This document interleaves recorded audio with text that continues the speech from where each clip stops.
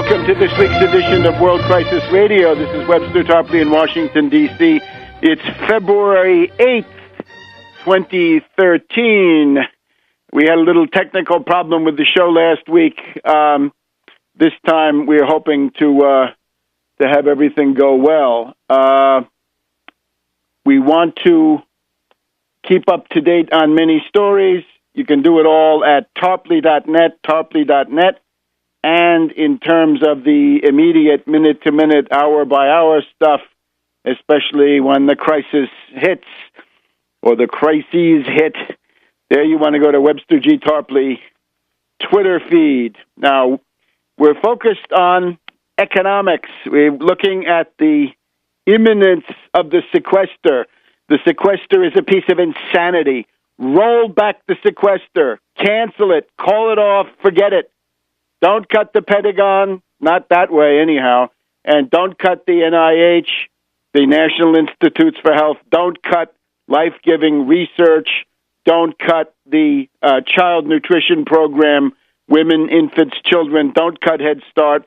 Don't cut a whole series of domestic discretionary programs. This cannot be done with this meat axe lunatic approach. We're still dealing here with the fruits of the Satan sandwich. This is lunatic reactionary Republicans, fascistoid Republicans, and the coward and Wall Street tool Obama, eager to make concessions to them because it fits with his underlying and somewhat occult secret agenda. So we're calling for the sequester to be called off, and I think the Progressive Caucus of the Democrats, Representative Shankowski and Ellison and a couple of others, are also calling for the same thing. We don't need killer cuts. We don't need genocidal austerity. And as everybody knows, these cuts will never balance a budget. They will never reduce a deficit. In a depression, you cut government spending. You're lowering the general level of economic activity. As some would say, you're putting the Keynesian multiplier into reverse. Every 2 government employees that you fire means that you're killing 1 or 2 jobs in the private sector, despite what these primitive caveman troglodyte Republicans will tell you. They'll tell you that if you cut the government sector, you're increasing the public sector, the private sector. It doesn't work that way. So no sequester. And that is coming now on March 1st. That's going to be a hell of a how do you do on March 1st. So it's time to say no to that, right? We're the united front against austerity. Austerity means cuts. We're against cuts in the present situation. Cuts are a Nuremberg crime. How can you cut women, infants, children? A little bit of cheese, a little bit of eggs, some cold cuts, maybe some cheap cuts of meat for expectant mothers, nursing mothers, and various kinds of infant formula and so forth. And that you want to cut? You must be a fascist Republican if you want to cut that. What is building now, I think, is the idea that the Republicans are a hated minority. They're a hated and despised group of people who do distinguish themselves by cruelty and inhumanity and greed and just pure virulent stupidity.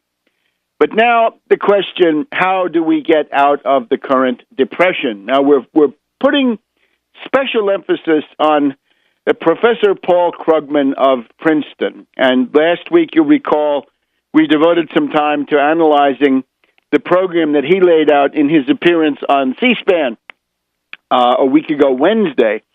And his method, I think, is becoming clearer, and the need to engage Krugman and indeed the entire economics profession at this point, I would say, is becoming more evident. Let me just premise this by saying what I'm hoping you will do, you, the listeners of this program, you, the people who are aligned or at least interested in the United Front Against Austerity, when you have the opportunity to intervene on an academic economist or any kind of economist, the government economist, the business economist, a Chamber of Commerce economist and so forth. It's time to get in there. And, of course, we want to refute the obsessive errors and distortions that they have, right? The monetarists and the neoliberals, the supply-siders, the Austrians are worse. The Keynesians also have crippling flaws. We want to get in there and engage in a debate because there is now an urgency in this thing. And this is what I would like to say to Krugman. His latest editorial in the New York Times, his latest op-ed is, kick that can. Kick that can. In other words, it's time to continue to kick the can down the road. Now, what he means by that is there should not be budget cuts at the present time. That budget cuts at the present time are highly destructive and will be counterproductive, even in their own terms. But I'm afraid that kind of an op-ed radiates out a certain complacency, a lack of urgency, which, in my humble view, seems to be aligned with the attitude of Obama in his inaugural address. You'll remember on January 21st, actually, Obama's second inaugural had nothing, zero, about job creation, the 30 million unemployed, the need for a recovery program. This had all disappeared, and instead we had the singing tomorrows with global warming and other issues that are far less central to the future and the existential questions, the life chances of people here in the United States and indeed around the world, given the role of the U.S. economy and the exemplary role that the U.S. economy might have. We need a recovery program. We need 30 million jobs, and we need these things fast. We do not have unlimited time. It is a grave mistake to lapse into some kind of complacent view that these things will take care of themselves or that the current programs will muddle through. No. This I think is wrong. So let's just keep up with Krugman. He was on Lawrence O'Donnell on MSNBC this week, and this is mainly devoted to a panegyric of Krugman, that he was right, that the stimulus was too small. Correct, it was too small. That too much of the stimulus was engaged with tax cuts. That's also true. That was Obama already selling out to the Republicans during his first weeks and months in office.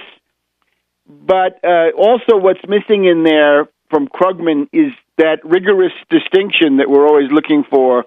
What is consumer spending, which is, of course, essential to keep people alive and healthy and able to work, and we're fighting for that every day.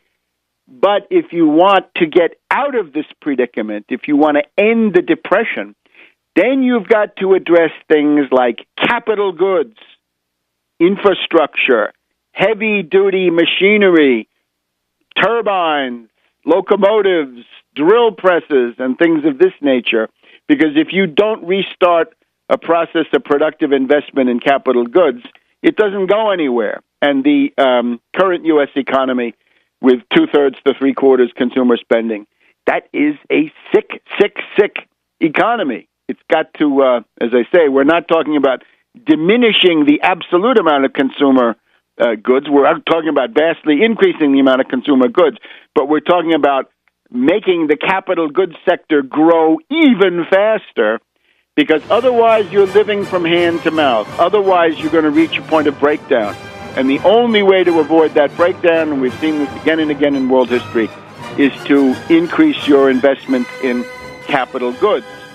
Krugman needs to look at that a little bit more carefully. We'll be back in a minute on World Crisis Radio.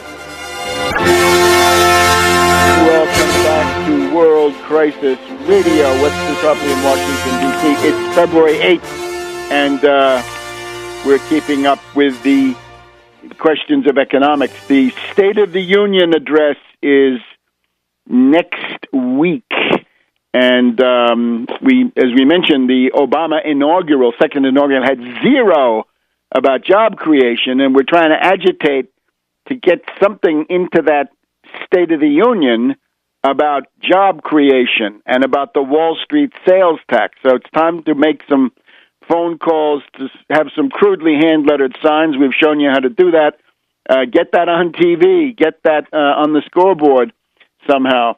And let's focus again. The most prominent, the most influential economist in the United States at the present time, the one with the op-ed column in the New York Times and the national soapbox, is Krugman. So again, let's follow the lights and shadows here. And it could be much worse, as we pointed out. He admits there's a depression. He acknowledges the need for a recovery program. That's all to the good. On the other hand, the problems of Keynesianism remain. The inability to distinguish between the capital goods, what we would call constant capital investments, and the consumer goods or variable capital investments. This distinction is not delineated with the necessary clarity.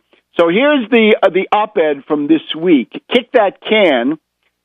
He starts with Boehner saying that the U.S. has been kicking the can down the road for 22 years on spending, the alleged spending problem. No, of course, this is ridiculous. Krugman is right to say, start with a basic point. Slashing government spending destroys jobs and causes the economy to shrink. Absolutely right. It's not a debatable proposition. Even the Republicans admit this, of course. They don't want to cut the Pentagon budget because they're weaponized Keynesians, right? They're Keynesians who believe that defense spending creates jobs, but HHS or the Department of Energy or the Department of Labor, no, those aren't real jobs. So hypocrisy and lies from the Republicans. We're told that the current situation requires cuts. Krugman says no, of course not. The Beltway consensus, the elitists all say it's time for cuts. Krugman, I think, is too optimistic where he says that the United States can currently borrow money at very low interest rates, and that this is destined to last into the foreseeable future. I would not look at it that way. I would stress the ability of cabals of bankers. Let's just take one we know exists. The LIBOR cartel. The cartel that fixed LIBOR, and they fixed it with Barclays and Bank of America. And there's an article up on Tarpley.net lists all the banks that took part in the LIBOR cartel. If they are a cartel that can fix LIBOR, they can also orchestrate an attack on the bonded debt of the United States of America. And their main tools are, first of all, credit default swaps to vastly increase the destructive power of the speculative hot money that they would bring to bear. And secondly, the ratings agencies, the Standard & Poor's, Fitch, and Moody's. Now, thank God this week we've had a first step by the Department of Justice, the bringing of a civil suit against Standard & Poor's. And they're talking about a fine of $5 billion for the malfeasance, nonfeasance, and fraud. That's what it is, fraud by Standard & Poor's in 2007, 2008, when it came to the evaluations that they gave on various kinds of mortgage-backed securities, the collateralized debt obligations, credit default swaps, and so forth. So it's going to be harder to do it with Standard & Poor's, but there are others. I would hope, just parenthetically, I would hope that other states, the federal government, the U.S. states, and foreign countries pile on to the point where Standard & Poor's should be destroyed. They should be pulled apart as if by a school of piranhas. That is what they deserve, because they are an engine of disinformation, and this is what is quite possibly going on before our eyes. We don't want to settle out of court. We want to take that all the way. There are also private individuals, private companies that have been defrauded and damaged by Standard & Poor's and their lying, fraudulent evaluations. Parenthetically also, this vindicates the great Michele Ruggiero, the courageous fighting judge there in Trani, in southern Italy, down there, and practically in the heel of the Italian boot. He has been fighting those agencies, and now he is vindicated. And I think maybe his legal actions will now get a new lease on life, a second wind. So don't let them off the hook. Naturally, this should have been a criminal indictment. It should have been the attempt to inflict jail time on the top leaders of Standard & Poor's. But the parent company, McGraw-Hill, has taken a very significant hit. This is the wages of fraud. So there we go. The Department of Justice is right, and they should prosecute this to the fullest extent of the law. But still, the machine, that doesn't mean that the machine that attacked Greece, that attacked Ireland, Portugal, Spain, is out of action. It's not. And even though it looks today like the United States can borrow money at very low rates, that the entire world is lining up to buy Treasury bonds, it cannot be excluded that collateralized credit default swaps and ratings agencies and other events, which we cannot predict, could be used to attack the bonded debt of the United States. Now, the other thing that I would call to Krugman's attention and others, there is now the beginnings of a little bit of a patter. It's a pitter-patter. It's like the slander aria in Rossini's famous opera, right? The Barber of Seville, La Calunnia. It starts off very, very low-key. Let's take a look at a couple of things. Financial Times, January 22nd, 2013. From Davos 2013, a warning to emerging market investors. Remember 1994. Watch out for the Fed tightening. That's the message from the Institute of International Finance, the Bankers Club, to investors plowing funds into emerging markets. IIF, Institute for International Finance. It's right down there by the IMF and the World Bank. IIF Managing Director Charles Dallara, Dallara, warned that investors have under-anticipated sudden turns in monetary policy in the past and might do so again. Are we adequately risk-aware? I'm not sure that we are, he says, and he looks back to previous examples, 1994 being one of them. I mean, I'm going to follow this a little bit further. There's a patter about a surprise move by the Fed that could undermine one of the basic premises of Krugman. You got to get the Fed under pressure and preempt whatever they're going to do first. And I'll tell you how. Back in a minute. Welcome back to World Crisis Radio. So Krugman says kick the can down the road. I would say don't kid yourself. It's much more dangerous than you think. That same cabal, banking cartel, oligopoly that fixed LIBOR so blatantly, they're capable of all sorts of things. And it looks like we're now getting straws in the wind that they may be preparing something.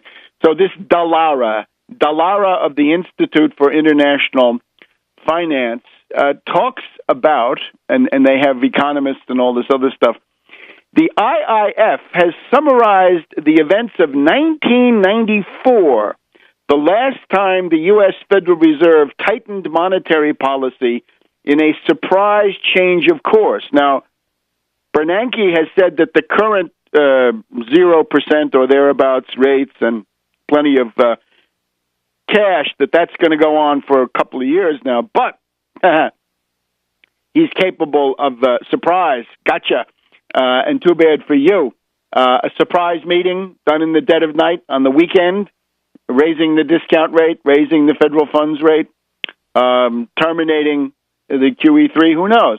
That's what the IIF and the FT seem to think it's possible. So in 1994, what happened?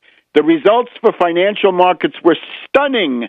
Far from anticipating a shift in direction from the Fed, market participants had locked into many low-for-long trades. Those began to lose money. chaos resulted. And they give you a little chart here in the IIF. The private capital inflows into Mexico go from about 35 to 40 billion in 93 to 25 billion in 94 to negative 5 to 10 in 95. And that's, of course, a great crisis moment for Mexico. So, hey, do we have anything else about that? Well, gosh, Washington Post of today, the Wonk blog, it's February 8th, 2013. Federal Reserve Governor Jeremy Stein gave a speech yesterday that everybody, or at least everybody in the rather small world of monetary policy obsessives, is talking about. He looked at ways monetary policy can encourage bubbles in financial markets and argued that central banks should be ready to use their control over interest rates to address them.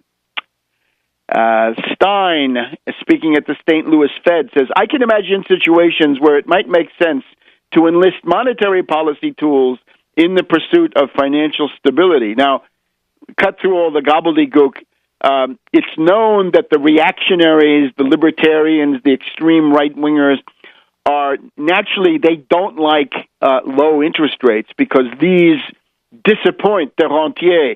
The libertarian says, better to throw a few million people out of work than to disappoint one super rich speculator, right? He's got to have a return on his money, right? If you've got a lot of money, you want to get high interest for it, right? So that's their point of view. The argument that they would use in the Federal Reserve and places like this is that there's now a bubble of bonds, that the bond market has seen so much money flowing in that this qualifies as a bubble, and therefore you should pop it by raising the various federal income tax, the federal interest rates. Okay?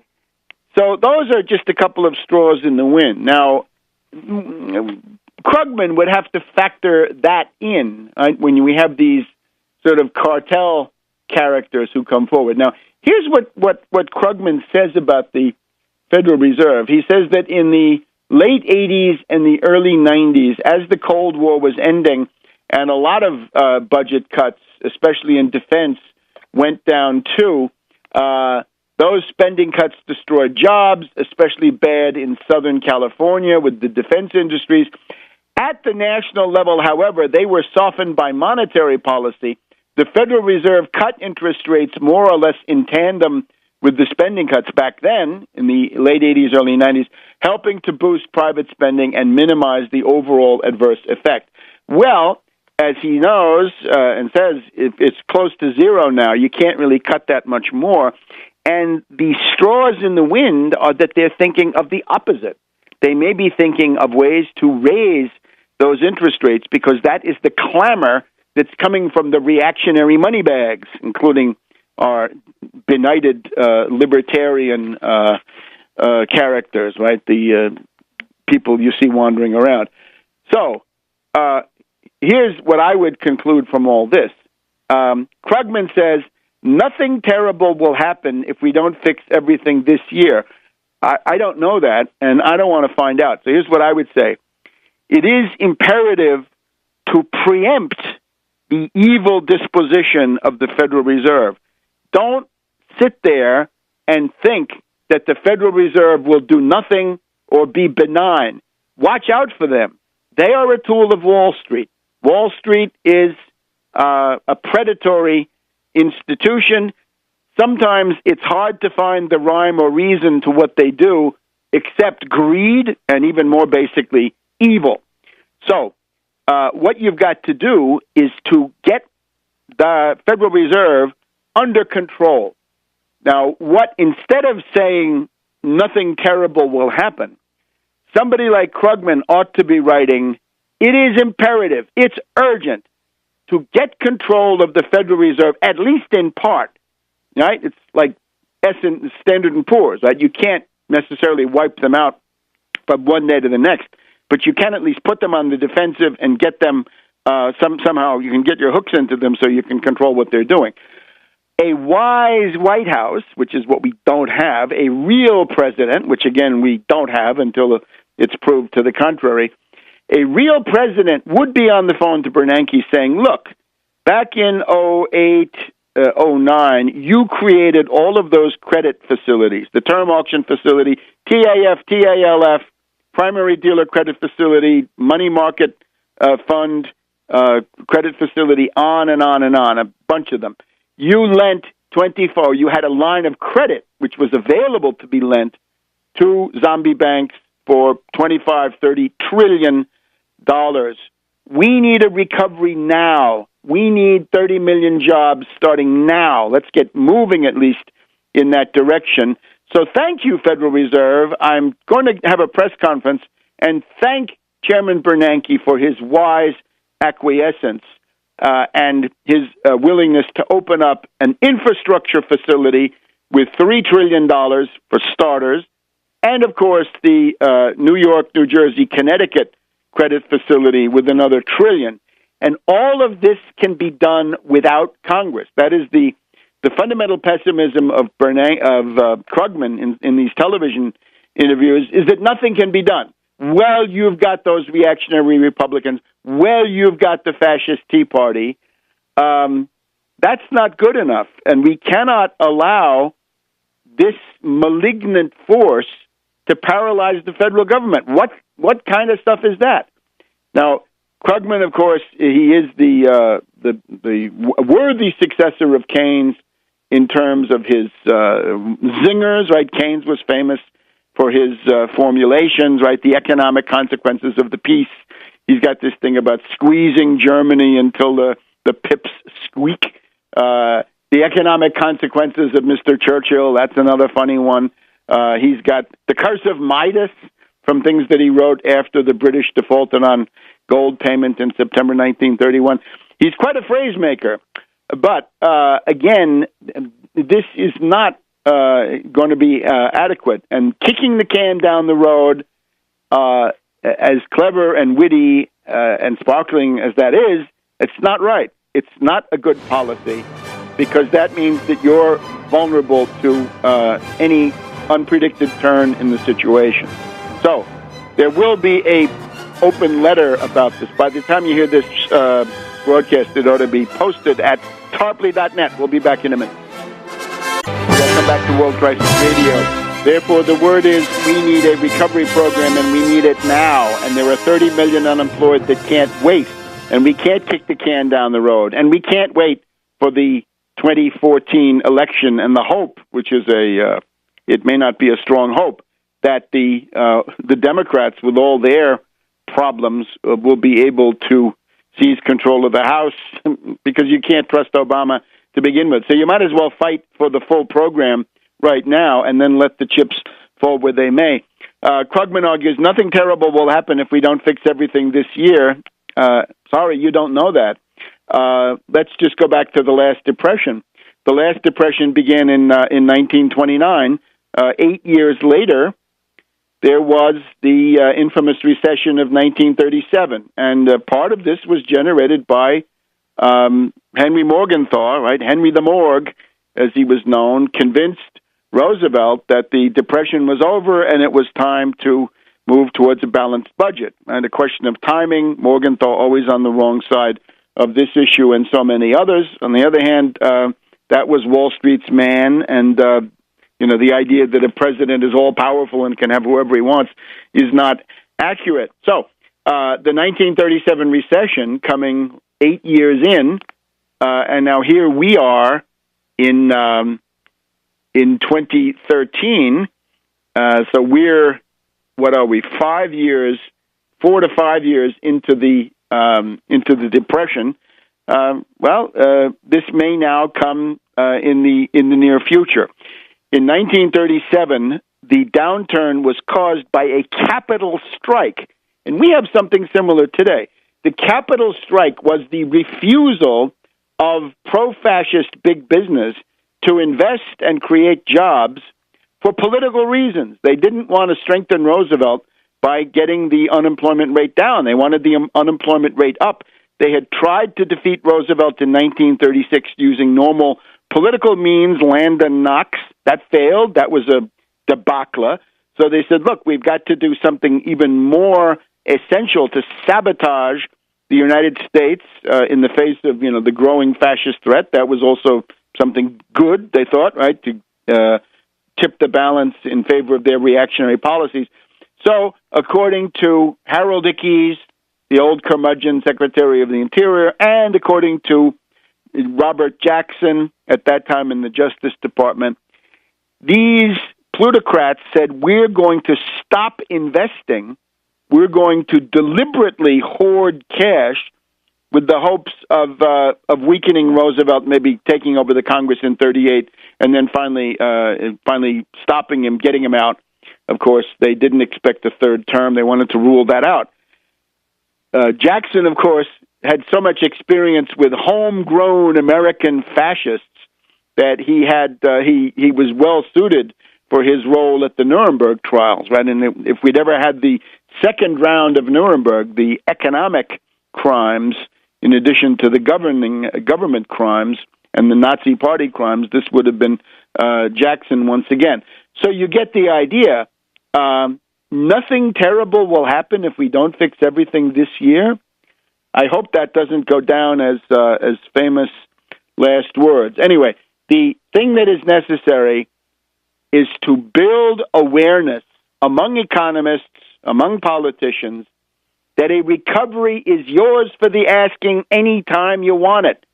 And you've simply got to get your guts together, man up, put that call through to Bernanke. This can be done by a president. It could be done by a Secretary of the Treasury. It could be done by a cabal of senators and congressmen. It can be done, certainly a lot of it could be done by an association of economists. I'm amazed that there's not a group of economists out there demanding what we might call the Lautenbach-Voitinsky solution. Voitinsky, of course, perfectly respectable U.S. economist at the end of his life with the 20th Century Fund. W.S. Voitinsky, that program which they proposed in 1931. Suppose you go back to the meeting of the Friedrich List Society in Berlin in September 1931, or the meeting of the German Trade Union Federation, which we have some idea what went on in that meeting, the infamous role of Hilferding in particular. The people who took part in that meeting really didn't know, those meetings, they didn't know that within 1.5 to 2 years, Hitler would be seizing power. They didn't know that. They were probably telling themselves nothing terrible will happen if we don't fix everything in 1931 or 1932. But then 1933 held some surprises. Now, United States is not comparable to this necessarily, but the minefields are all around us. The credit default swaps are still there. The LIBOR cartel is still there. The plutocrats are in a capital strike. I don't think there's any doubt. We're told that $2 trillion are being hoarded. We ought to have an undistributed profits tax to coax that out. We ought to have another tax about withholding money overseas. The one positive thing, just to move away from this, and is the Standard & Poor's, right? The idea that Standard & Poor's is finally called to account. Maybe criminal prosecutions can derive from cover-ups as they are discovered. Remember, what gets you is not the crime, it's the cover-up. And maybe that will apply to Standard & Poor's too, and maybe that can be exposed in the course of a trial. But there's got to be a trial. Holder and the rest of those people must be put on notice. No settling out of court, no softness. We just had the departure of this guy, Lanny Breuer, a real sad story at the Department of Justice. He was a top prosecutor under Holder now and others, long career. He's asked, how come nobody in Wall Street, nobody went to jail for the world derivatives panic of 2007, 2008? And he said, I was having nightmares. I was asleep. I was awake at night, worrying that I couldn't dare do this, because if I indicted a big bank and the executives of a big bank, then there would be a world panic and everything would come crashing down. All right, that's known as too big to fail, and we actually have a reactionary cabal. We have this guy Fisher from the Dallas Federal Reserve who calls attention to the fact that less than 0.5% of the banks, I think it's something like 0.2% of the U.S. banks have 69% of the so-called assets, meaning derivatives in most cases. But there it is, right? So there is a movement, left and right, maybe more right than left, I don't know. But there is some sentiment to break up the too big to fail banks. The statistic that 0.2% of the banks have 69% of the so-called assets, that's a prima facie argument to break them up under Sherman antitrust and Clayton antitrust. That's clear. Apply the antitrust laws if you can't apply anything else. But even that is rendered inoperative by this awful too big to fail situation. All right. We are still under the spin-offs of the Satan sandwich, and one of them, which we'll be talking about increasingly, the United States Postal Service has got to be saved, and this is a simple thing. And what you're seeing is a brainwash campaign. When you read editorials in the Washington Post and similar rags about the United States Postal Service and how, oh my gosh, the internet has done them in, it's nothing like that. It's called Hastert the Bastard and His Poison Pill of 2006, which was simply this. The reactionary Republicans, these lunatics, these saboteurs and wreckers of the United States, right? This fifth column of alien and destructive influence, they want to privatize the Postal Service. So what they said was, the Postal Service will have to pay 75 years of retiree benefits, pensions, and medical benefits in 10 years. So instead of paying 1 year at a time, every year the Postal Service has got to pay 7.5 future years, and ultimately they want that pot of money to be there for a raider when the thing is broken up and privatized. Stop it. No. And we'll be back in a minute on World Crisis Radio. Welcome to the second hour of World Crisis Radio. Webster Tarpley in Washington, D.C. It's February 8th, 2013. So the United States Postal Service must be saved.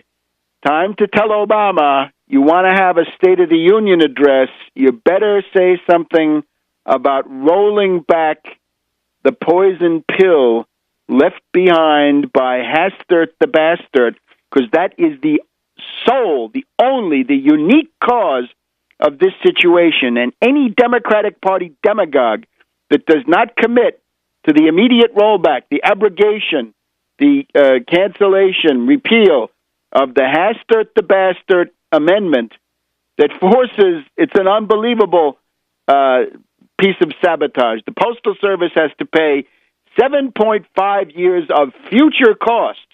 They're paying until almost the end of the 21st century. The goal is to bankrupt them today, and then to have that pot of money sitting there so that some corsair, some Republican thief and robber and pirate can come in and loot the public treasury by way of the U.S. Postal Service. The U.S. Postal Service is anchored in the Constitution. Hey, libertarians, hey, gun fetishists out there, you're so worked up about your rights.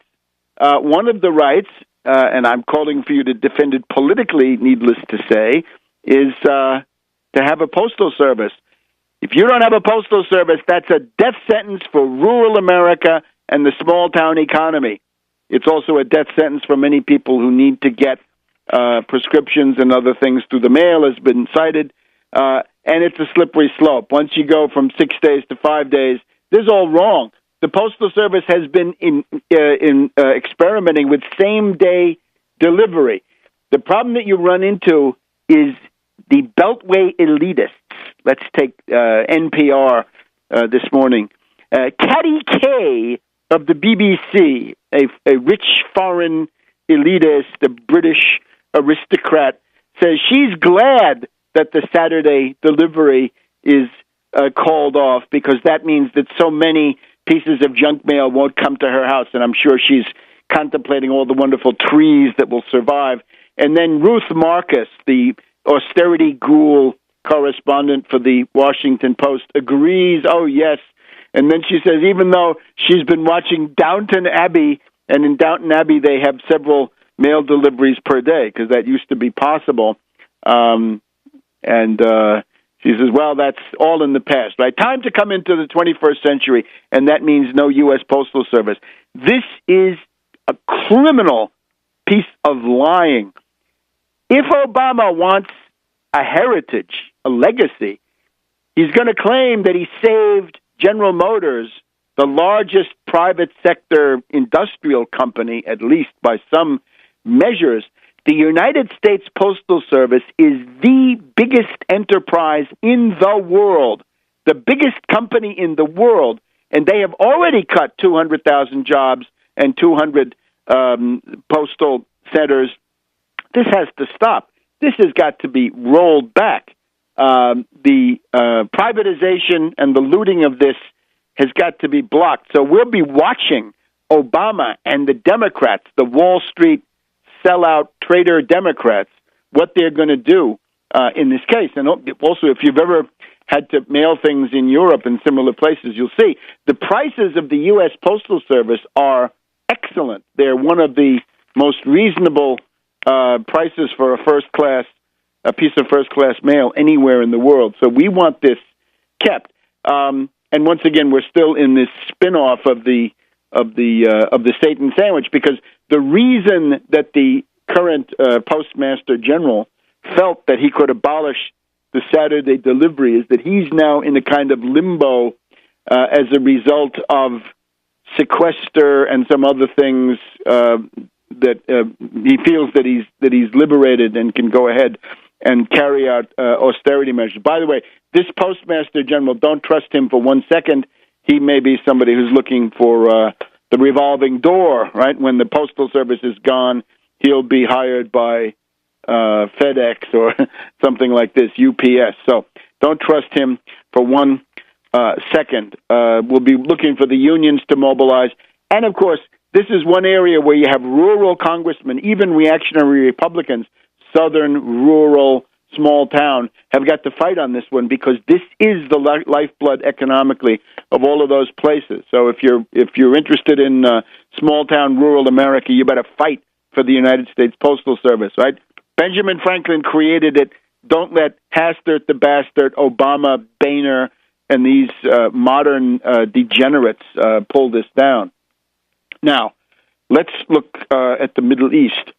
Egypt, first of all, we are indignant here about this fatwa. There is a so-called fatwa. In other words, it's a do-it-yourself death sentence from some clique of extremists, but it is a fatwa issued by this group, right?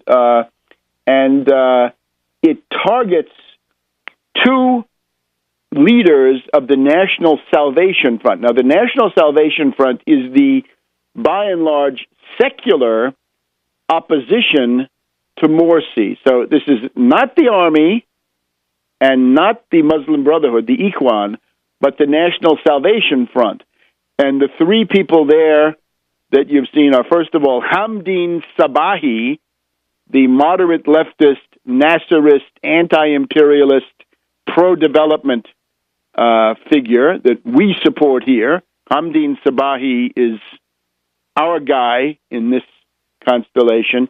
You've also got the internationally known Mohammed al-Baradei from the International Atomic Energy Agency in Vienna, too close to the imperialists, I'm afraid. And then you've got Amr Moussa, who had been the head of the Arab League. Now, the 2 people that are threatened with death, and this is where we raise our voice in protest. We've got the threat goes to al-Baradei, but it goes to Hamdin Sabahi. Remember, Hamdin Sabahi came in 3rd in the presidential election campaign. This is by far, Sabahi, the best deal for Egypt at the present time. And we got the fatwa has been issued by Mahmoud Shaban, and he says that Baradei and Sabahi have been setting Egypt on fire to gain power. The verdict against them under God's law is death. No, sorry, that cannot be allowed to stand. So we want to express our solidarity with Hamdin Sabahi and invite everybody to realize this is what's going on. Notice that the U.S. coverage does not mention Sabahi. They might mention Baradei because they think you know who Baradei is, and Baradei poses no threat to Western interests. But when you get to Hamdin Sabahi, that is a Nasserist, that is an actual anti-imperialist. And once again, worth stressing, the background of the current crisis is overwhelmingly that Morsi sold out to the International Monetary Fund at the end of November. He doubled the price of gasoline. He increased the sales tax. He set the stage for a value-added tax, which would be even more oppressive. Remember, this is a cynical candidate who ran on the Muslim Brotherhood program, which was to fight corruption and raise the standard of living for the poorest, for the fellaheen, the peasants, and the workers of Egypt. And then he gets into power, turns around and sells out ignominiously to the International Monetary Fund. He accepts their dictation of austerity measures. So, once again, solidarity with Hamdin Sabahi. Sabahi should be president of Egypt. He can lead the country out of the crisis. We'll be back in a minute. Welcome back to World Crisis Radio. Webster Tarpley in Washington, D.C. Keep up with everything at tarpley.net, tarpley.net. And in terms of hour by hour, minute by minute, it's Webster G. Tarpley Twitter feed. Now, we've covered Egypt, right? Again, strong support for Hamdin Sabahi, has to be protected, should be the president of the country. We hope he will be soon. We also had the visit of Iranian President Ahmadinejad to Egypt, and here we see the excesses of the Muslim Brotherhood. We might as well call it the Saudi Brotherhood, because that's what it is. It's the Saudis. The CIA, of course, has been in a worldwide alliance with the Muslim Brotherhood, but part of it is that that this is something that weakens the countries that it takes over, because it is so oligarchical, right? The Muslim Brotherhood is who? Rich businessmen, rich lawyers, rich doctors. They have this veneer of social solidarity. They have some sort of lady-do-rightly charitable operations, right? In somewhat the way that the British royal family might, right? That kind of thing, right? It's noblesse oblige for the poor. But in terms of where they come down, well, we've seen it. Morsi surrenders the country to the International Monetary Fund and their conditionalities. When Ahmadinejad went to Egypt, he was insulted by these pro-Saudi extremists. Imagine, Ahmadinejad was accused of interfering in Bahrain. So, if you're doing something to help people that are under they're crushed under the heel of that Khalifa family of feudal monarchs there and emirs, that's somehow interference. No, I'm sorry. We can look back, when Egypt was great, Nasser and the Voice of the Arabs was out there constantly attacking the Saudis, especially for their policy of domestic slavery. So now these Sunni extremists, again, I would call them Saudi extremists, have shown what they're really made of. So courageous trip by Ahmadinejad, and remember that in this context, he represents modernization, science, anti-imperialism, and the rest. So he profits very much from the comparison with these people. Plus, Ahmadinejad, say what you will, has not sold out to the IMF in the way that Morsi did. Morsi couldn't wait. He fell all over himself selling out to the IMF. Now, moving on to Tunisia, we regret very much the death of Belaid, a moderate leftist, this time assassinated presumably by extremists, by Salafis, or again we can say by pro-Saudi elements. This is unfortunate. So now we have a pattern from Egypt to Tunisia. And the place to stop that is the defense of Hamdin Sabahi. Let's look at Syria for a minute. Two sides to it. One was that the previous week we had this khatib from the Syrian National Coalition calling for talks with the Assad government. And there's been a rebellion from the Nusra people, the extremists that he has in his coalition. They say, no, they'll never negotiate. And then, when this happened, it occurred to me, if he's asking for negotiations, does it mean that the rebellion is about to collapse? And I don't know still whether the rebellion is about to collapse. So Khatib wants negotiations, and then, interestingly enough, we get the Israelis publicly signaling that they're considering creating a buffer zone inside Syria, that is, on the Syrian side of the border, taking over, in effect, Syrian territory, and that would then be used to shelter the death squads and the NATO forces that apparently aren't doing so well. So I now see two straws in the wind suggesting that the rebellion in Syria may be in real trouble. And we've talked about the reasons why, right? A lot of the jihadis that they could have drawn on have been siphoned off now in the direction of Mali and Algeria. And we've got, defeatism and doubt growing in Turkey, in Jordan, in Saudi Arabia, inside the royal family itself. The question still remains, and after this Israeli blip that the Israelis are considering intervening directly, right? With the Israelis, of course, did intervene with some kind of a bombing of a research facility and or some trucks carrying something, presumably. We don't know that, but these two things together suggest that there is anxiety in NATO circles about the rebels. Can the rebels hang on? Will the rebels collapse? Stressed constantly on the program that the pool of patsies and dupes, fanatics, psychotics, mercenaries, double agents, and all the rest, drug addicts, whatever they are, the people who are willing to go and fight in Syria is a finite pool. And although it draws on a big part of the world, right, from Morocco to Indonesia and from Somalia to Chechnya, eventually, if the Syrian army is killing them at the rate that we seem to see, then, then you get to the bottom of the barrel on that. Now, here's the other thing. Washington Post and others today. The question of arming the Syrian rebels and Obama's reluctance to do this also bears directly on this question. How long can the rebels hold on?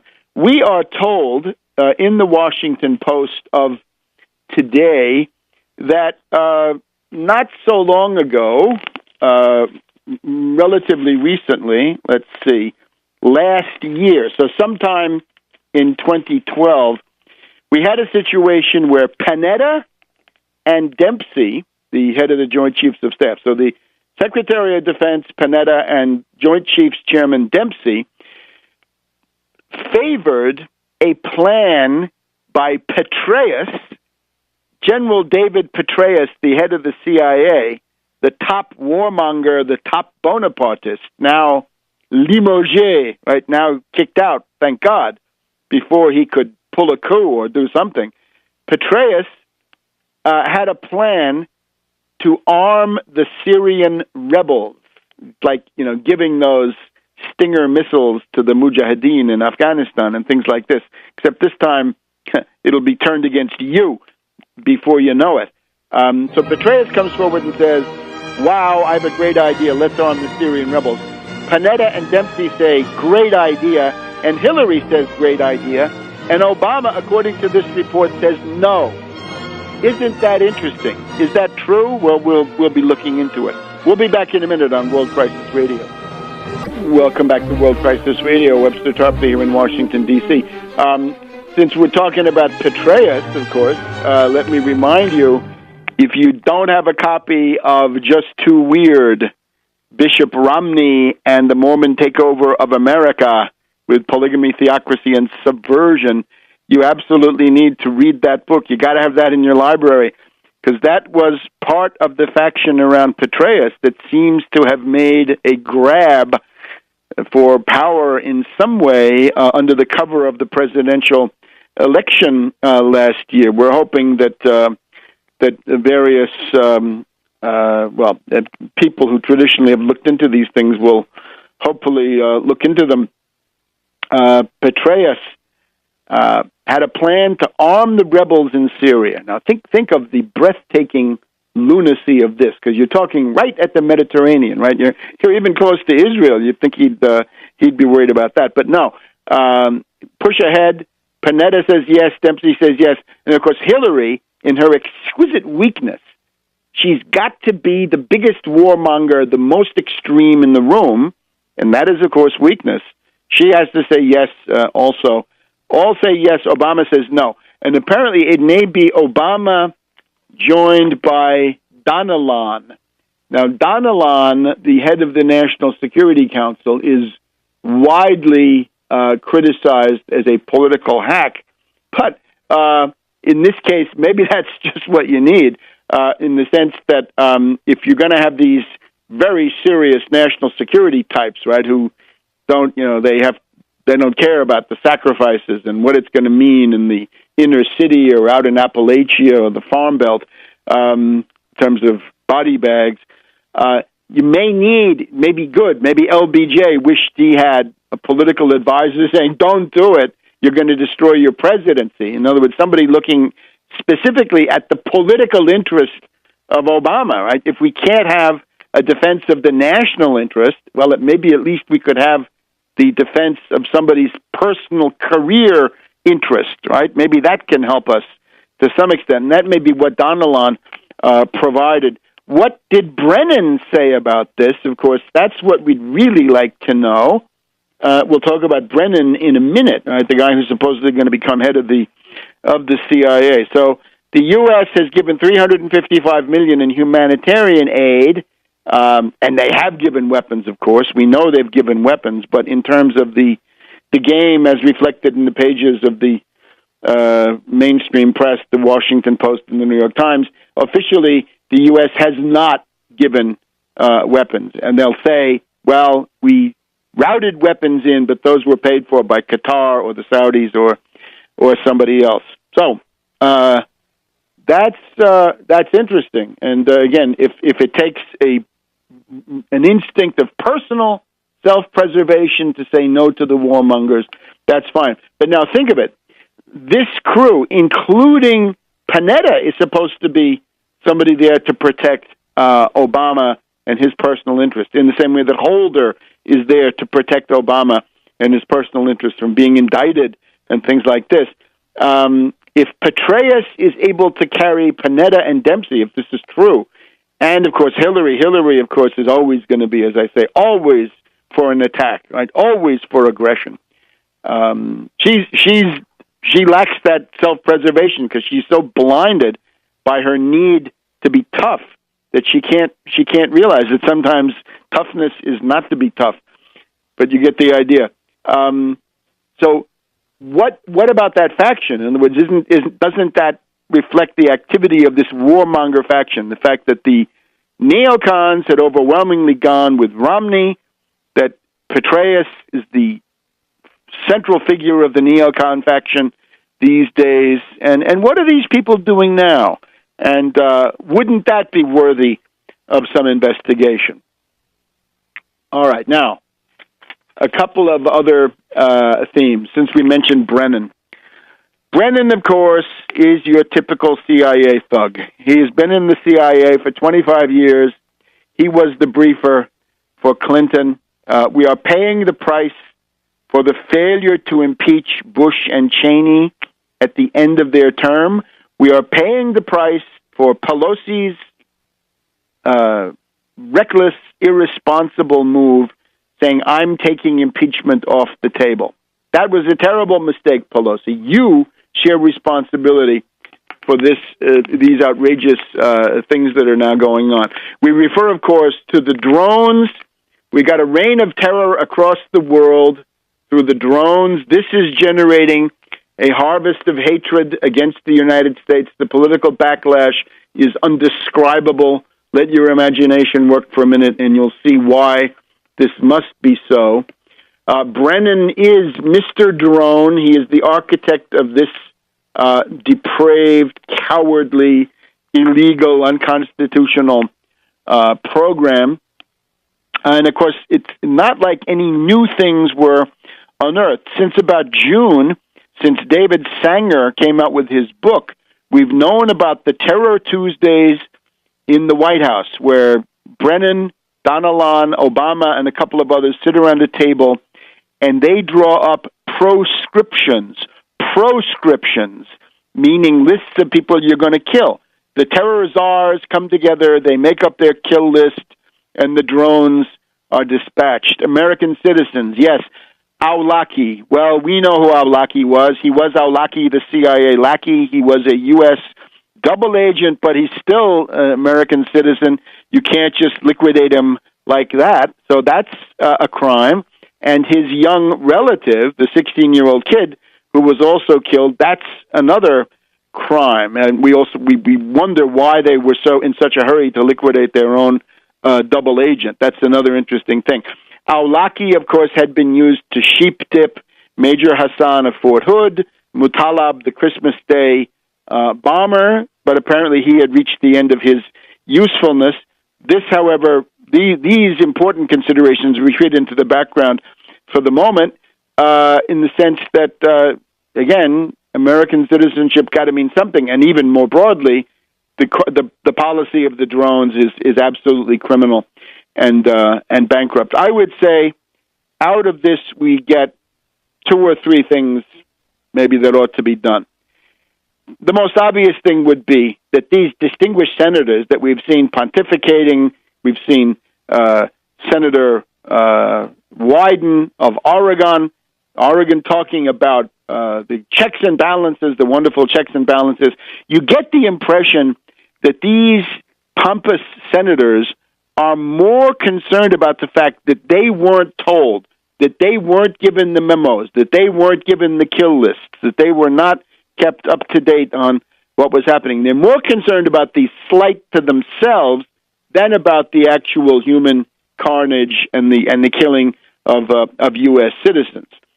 And the result of therefore is that they're going to approve Brennan. They're not going to reject him. So I would say the first thing you ought to do, if you take this seriously at all, you would have to say, Brennan, you want to become head of the CIA. You, Brennan, are heavily implicated in waterboarding, and in the course of the hearings, he refused to condemn waterboarding as torture. It is torture. Again, take the way you can test that is, if the other side does it to you, is waterboarding torture? Oh, of course it is. Well, then it's torture both ways. It's torture no matter who does it. So Brennan has that background. Brennan is then the architect of the Terror Tuesdays and the entire drone system, that Obama has killed more people with drones by far than Bush Cheney in his first term. So vote no on Brennan. That would be the first thing to do. A couple of other things to do. We'll specify them in just a moment. Welcome back to World Crisis Radio. Webster Tarpley in Washington, D.C., wrapping up our program for February 8th. The Brennan hearings. If you take the crimes of Brennan seriously, you've got to reject Brennan as head of the CIA. Isn't that somewhat elementary? The second thing that emerges, I think, from these proceedings, it is now time to repeal, to end the 9/11 resolution. That is to say, several days after the 9/11 attacks, the Congress passed a blank check. It's the new Gulf of Tonkin resolution, much worse in many ways. The authorization to use military force, which is the general authority under which all the totalitarian, police state, liberticide measures are taken. The 9/11 resolution, you'll remember out there, you libertarians, the one Ron Paul voted for. Ron Paul was for it. He was for it before he was against it, but unfortunately he was for it when it was a question of getting it enacted, and he supported it at that time. So this is the basis for the whole thing, not just the outside wars, but the internal police state stuff. So reject Brennan, repeal the September 2001 authorization for the use of military force. The other one, the deeper underlying one, is when the CIA fails and fails and fails and kills and kills and kills, isn't it time to break up the CIA? This is what John F. Kennedy wanted to do. He said he wanted to smash the CIA into 1,000 pieces. In preparation for this, he fired Allen Dulles, he fired Bissell, he fired Cable, he fired a whole cabal, and in somewhat the same way that Obama has had to do this. So therefore, isn't it time to contemplate that? Isn't it time for a new church committee, but even more radical than church, since church pulled his punches on a number of points, useful as his role was. Remember that the current Senate Intelligence and House Intelligence Committees, those are a byproduct of the Pike and Church Committee hearings of the 1974-75 period, right? And the international assassinations, the Rockefeller Commission on the CIA, leading to an executive order by Gerald Ford that you can't kill foreign heads of state, which I believe is still in force, although Obama can override this anytime he wants to. So those three things: reject Brennan, end the state of war. There was even a little while ago a paper from a former lawyer out of the Pentagon who talked about the fact that it is now time to think about rescinding, ending, repealing that September 2001 authorization to use military force. Iraq has come to an end. Afghanistan will come to an end. Rather than multiply these drones all over Africa, is it not time to end this and to go back to the War Powers Act, at least, which would set some kind of a limit? Now, the remedies proposed by the senators are just laughable. Senator Wyden, his program is, you should be notified. If the government is planning to kill you, they should give you a chance to present your side of the story. In other words, you could say, you've got the wrong man, or not me, it's that other guy, right? Or, there's a million people with the same name. Not very inspiring. Feinstein, creature of the regime par excellence, she wants to have a new special Star Chamber, right? The Star Chamber, infamous from British history, is the place where the death sentences were promulgated, right? The proscriptions, but more recently, the FISA court, right? The wiretap court. If you want to get a wiretap, you're supposed to go through the FISA court. They haven't done it much in the past 10 years, but they sometimes do it. Feinstein wants a new special secret court before they can kill U.S. citizens with drones or otherwise abroad. Mikulski, perhaps the most ironic counterpoint to all this, Mikulski said she's had to deal over a quarter century or so with many CIA directors. She actually revealed something that we didn't know, that Tenet had come in with little pipes that he exhibited to the senators to try to illustrate the centrifuges and the weapons of mass destruction in Iraq. So she went through how she had been duped, flim-flammed, lied to, deceived, misled by Portergoss, by Tenet, and by a bunch of others, and appealed to Brennan, Mr. Brennan, won't you be more forthcoming? Won't you please tell the truth? Well, that is pathetic. So the other issue, let me direct your attention to Tarpley.net. There will be a fairly detailed study of the current immigration debate.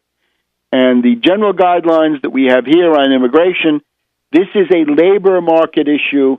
This is a matter of building a U.S. labor force for the 21st century that will allow this country to compete. And I stress, the disposition, the proclivity of people to come to the United States from all parts of the world is a tremendous national advantage.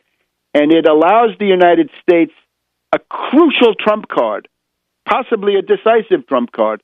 We look around the world, far removed from Paul Ehrlich and the population bomb, we find that the real crisis in the world is underpopulation, insufficient people in the workforce, and a declining birth rate. We look at Europe, right, notoriously, Germany, Italy, all kinds of countries in Europe. Europe as a whole, population falling. We look at Russia, same story, population falling. We look at China, because of the one child per family policy. We'll see that there's also a demographic problem where the population in China is aging too fast. Japan, the same story, maybe the most extreme, that the population is aging.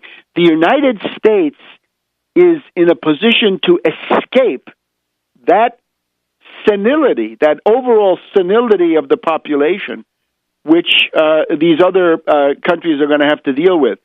And this is just about exclusively thanks to immigration from Latin America, from Asia, from the Middle East, and the rest of the world. We should count this as a blessing. These people have got to be made welcome. My program, in a nutshell, citizenship within 1 year, if possible, 3 years at the very most, no punishment, nothing vindictive. Forget the formal legal side of this thing. It is, if you try to do that, you're engaging actually in selective and vindictive prosecution. It's time to naturalize, to legalize, to normalize, to assimilate. This is the future of your labor force. And the only question is, how fast can you assimilate them, naturalize them? How fast can you give them access to education, health care, and things like a driver's license? What's the point of a driver's license? You want people to know the rules of the road. You want them to take the written test like everybody else, and you want them to take a road test. You want to make sure they actually know how to drive, and at that point, they're welcome to have a driver's license, right? We want this. What possible national interest is served by having the immigrant population denied health care where they can become a vector for epidemics to spread through the rest of the population? No, this is insanity. This is letting this vindictive, racist, xenophobic oppression overtake the obvious question, where's the future of your country? The future is that the immigrant population plays an absolutely critical role. It's 11 million estimated, undocumented. It's 5 million children who are citizens, thanks to our wonderful 14th Amendment, thank God, and probably 2 million possible dreamers who were brought in at very young ages. You got almost 20 million people. It's time for legalization, normalization, naturalization, assimilation, and then you're able to compete with the other economic powers of the 21st century. So that's my approach. Citizenship, and don't give up on citizenship. That's what's going to allow you to break the Republican Party into two parts. The Wall Street guys want more immigration, and the Tea Party racists want none.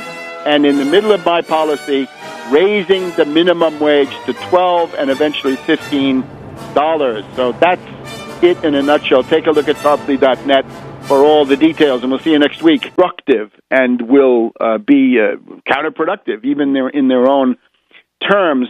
But I'm afraid that kind of an op-ed radiates out a certain complacency, a lack of urgency, which, in my humble view, seems to be aligned with the attitude of Obama in his inaugural address. You'll remember on January 20th, 21st, actually, Obama's second inaugural had nothing, zero, about job creation, the 30 million unemployed, the need for a recovery program. This had all disappeared, and instead we had the singing tomorrows with global warming and other issues that are far less central to the future and the existential questions, the life chances of people here in the United States and indeed around the world, given the role of the U.S. economy and the exemplary role that the U.S. economy might have.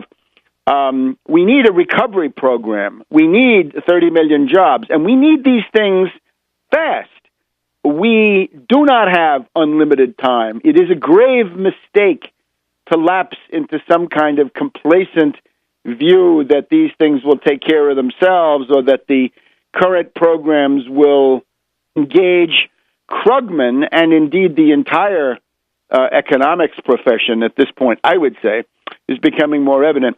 Let me just premise this by saying what I'm hoping you will do, you, the listeners of this program, you, the people who are aligned or at least interested in the United Front against austerity, when you have the opportunity to intervene on an academic economist or any kind of economist, a government economist, a business economist, a chamber of commerce economist, and so forth, it's time to get in there.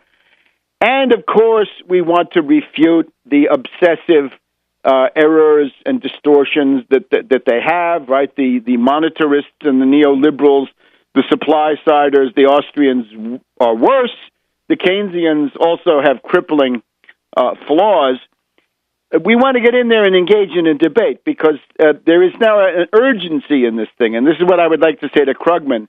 His latest editorial in the New York Times, his latest op-ed, is kick that can. Kick that can.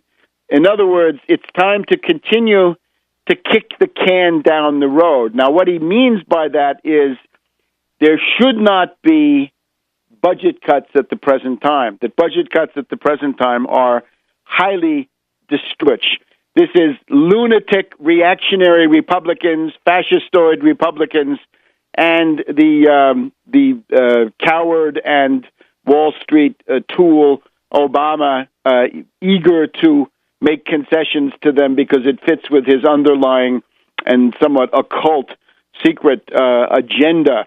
So we're calling for the sequester to be called off, and I think the Progressive Caucus of the Democrats, Representative Shankowski and Ellison and a couple of others, are also calling for the same thing. We don't need killer cuts. We don't need genocidal austerity. And as everybody knows, these cuts will never balance a budget. They will never reduce a deficit. In a depression, you cut government spending. You're lowering the general level of economic activity. As some would say, you're putting the Keynesian multiplier into reverse. Every 2 government employees that you fire means that you're killing 1 or 2 jobs in the private sector, despite what these primitive caveman troglodyte Republicans will tell you. They'll tell you that if you cut the government sector, you're increasing the public sector, the private sector. It doesn't work that way. So no sequester, and that is coming now on March 1st. That's going to be a hell of a how do you do on March 1st. So it's time to say no to that, right? We're the United Front against austerity. Austerity means cuts. We're against cuts. In the present situation, cuts are a Nuremberg crime. How can you cut women, infants, children?